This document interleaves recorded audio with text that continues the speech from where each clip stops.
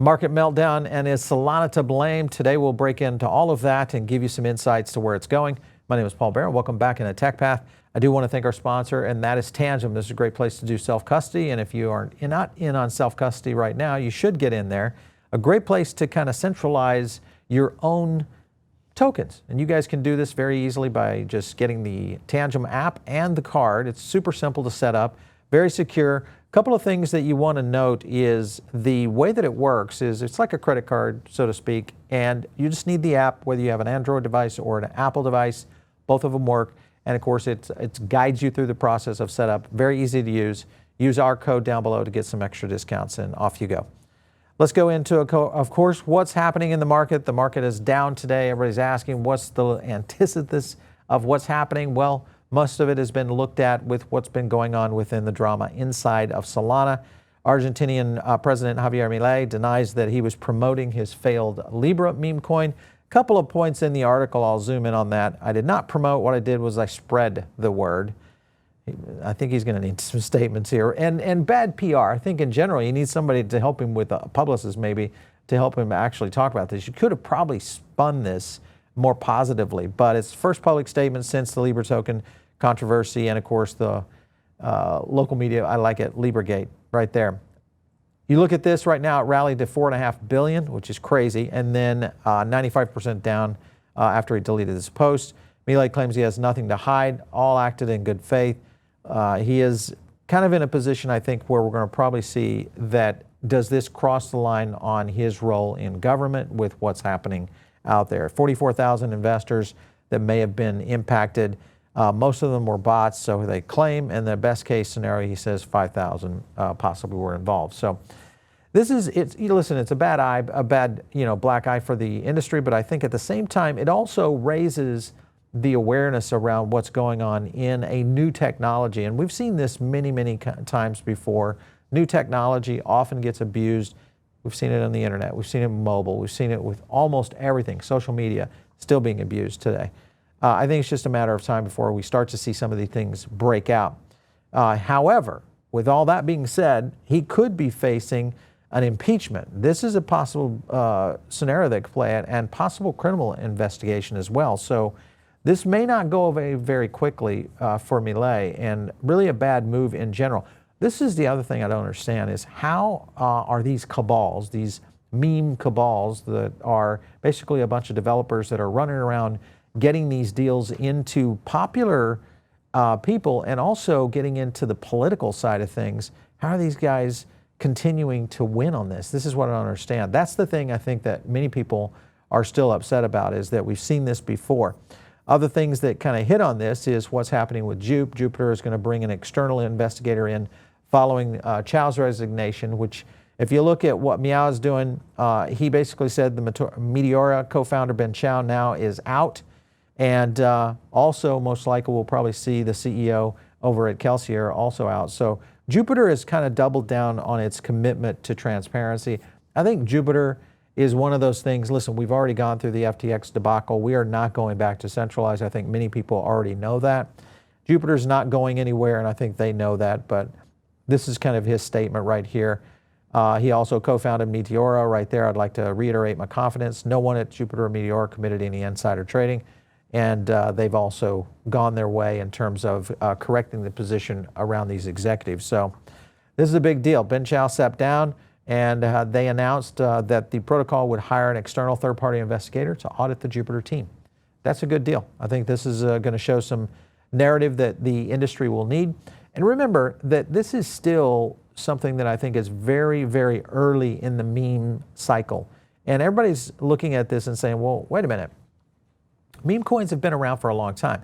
We haven't seen the quantity and the advanced concepts and strategy behind what we've seen with this particular cycle. And I think the KOLs that have been getting into this, if you look at Thread Guy or Dave Portnoy, many of those that have gone on record now saying, hey, we didn't really understand what was going on. I'm not sure I believe that, but I do believe that this is going to set aside maybe the direction of how KOLs are even involved in the future. I think there will be less of them, and hopefully it will eliminate that, and eventually we're going to find really good tech that kind of makes it through. Now, is Jupiter one of them? They have a scenario right here: the stronger the wind blows, the stronger we stand. I stand with JUP. A lot of people very bullish on JUP and still well behind this project because of its connectivity and its need in the market. And of course, Solana being the #1 liquidity platform for Jupiter, this one potentially has, I think, a lot of opportunity to succeed. Now, that all being said, there is so much yet to come out of this. And if you look at where memes are heading, whether they will continue to hold on, I think they will, because they are very culturally driven. It's kind of like collectibles to a certain extent. There's going to be some cycles in it. We have advanced up quite a bit because of the opportunity to do these kind of rug pulls that have been out there. But I think this is good in the sense that a lot of people are much more cautious, and they're starting to go back into the blue chip altcoins, the altcoins that they believe have good, strong potentials in terms of the technology and also just the narrative that has been around for years versus these runs that we've seen on these meme coins. If you look at Solana in general, you know, Solana's all memes, and of course the contradiction point right there is, yeah, there's a lot going on in Solana, whether you look at DEXs, liquid staking, RWAs, consumer facing on the gaming side, the NFT projects, DPIN, all of that. These are all projects within the Solana ecosystem. So a very strong ecosystem and also a very strong community. I don't think it completely goes away. I think it's a scenario that Solana will take some heat on this.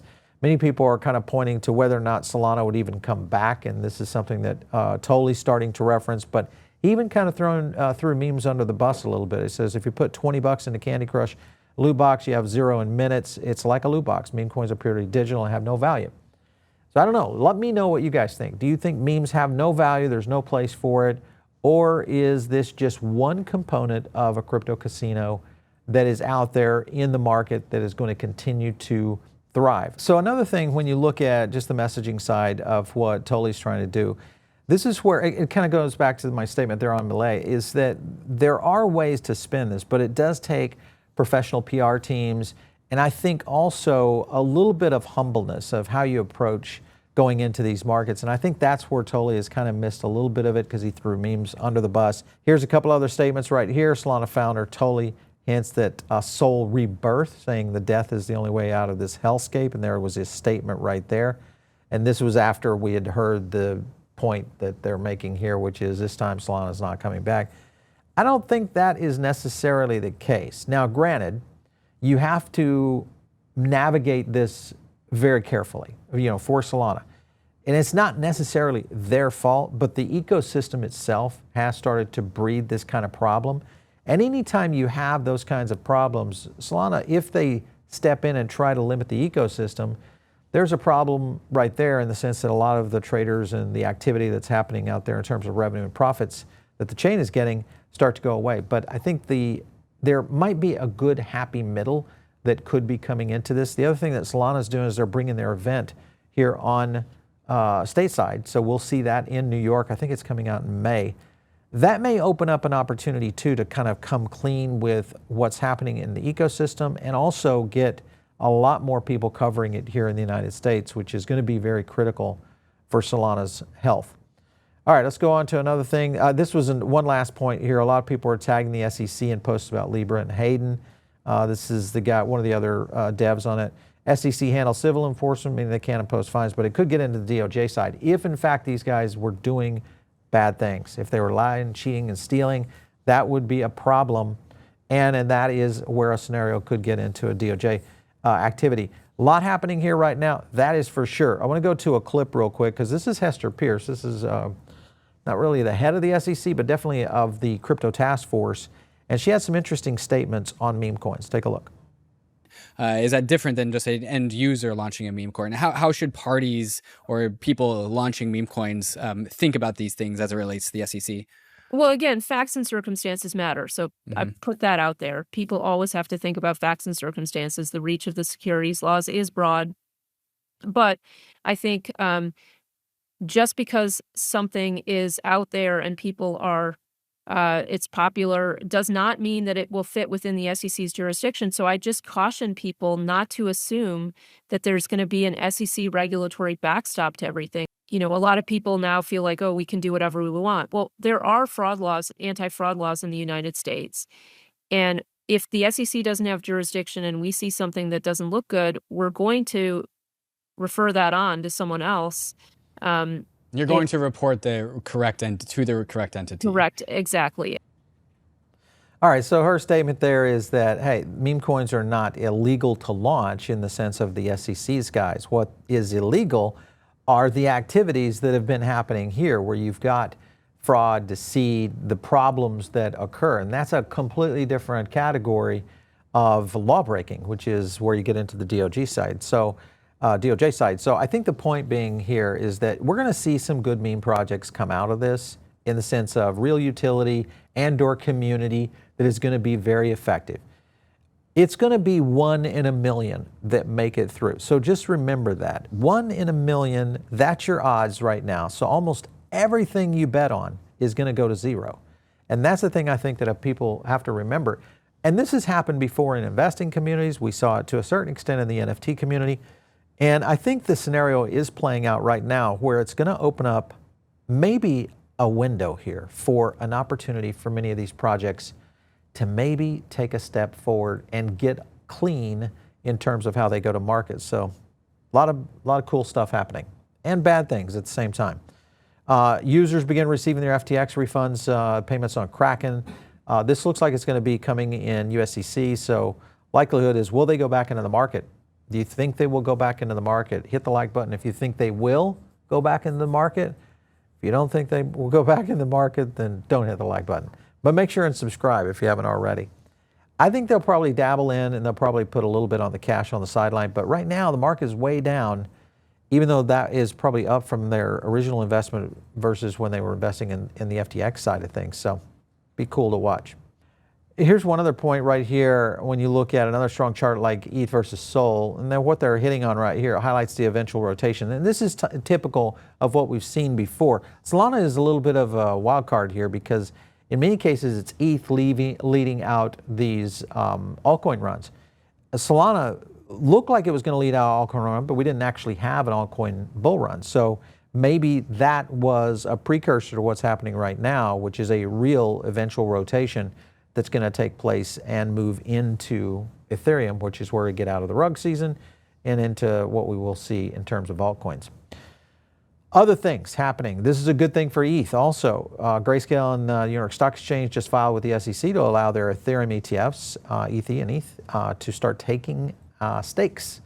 And that'll be a big deal because this will expose even more traditional capital and institutional capital to staking now. So a big opportunity here that will continue to drive on the validation of ETH. Now remember, Solana also had another chance to win. This is a chart that was done by the Wyoming Stablecoin Committee, and they were trying to establish what blockchain. And I think what has occurred is Solana got slid maybe back a little bit because of the things that have been happening when Pump.Fund really started moving. And now Avalanche and SWI have elevated up. Avalanche, I think, actually went in and announced that they've been moved to the final phase. So it looks like we could have Avalanche or SWI in on a potential selection of a stablecoin within a state, which could lead to a lot of other states moving in this direction. So pretty big deal out there for sure. One of our channel partners right here, SWI, is launching Walrus, which is going to be another scenario that is going to play out, I think, when you look at the potential of real storage on blockchain, which is kind of what Walrus is trying to do. And the other thing that they're doing here is kind of interesting. They are, because remember, the token itself has not launched yet. But if you go over here and you go to their blah.walrus site, it looks to me like they might be getting ready for an airdrop of some sort. But something's brewing right now, I think, with SWI. And the other thing, very good timing for SWI if they wanted to try to come in and do something in terms of wrapping up some liquidity and steal market share. Much like what you see in the tech space, there's opportunities there for that. So we're watching SWI really closely. We'll continue to get you guys details on that. Of course, if you're not in the Diamond Circle, get in right now. It's a great place to get additional content. Get in also to our Telegram group. That's actually where I spend a lot of my time chatting with you guys, getting your insights on where you think the markets are going. We leave a link down there to the Telegram group. Go ahead and join that. It's a great place, as I said, to touch base with me. But also hit me up out there on X, which is just @PaulBarron. We'll catch you next time right here on TechPath.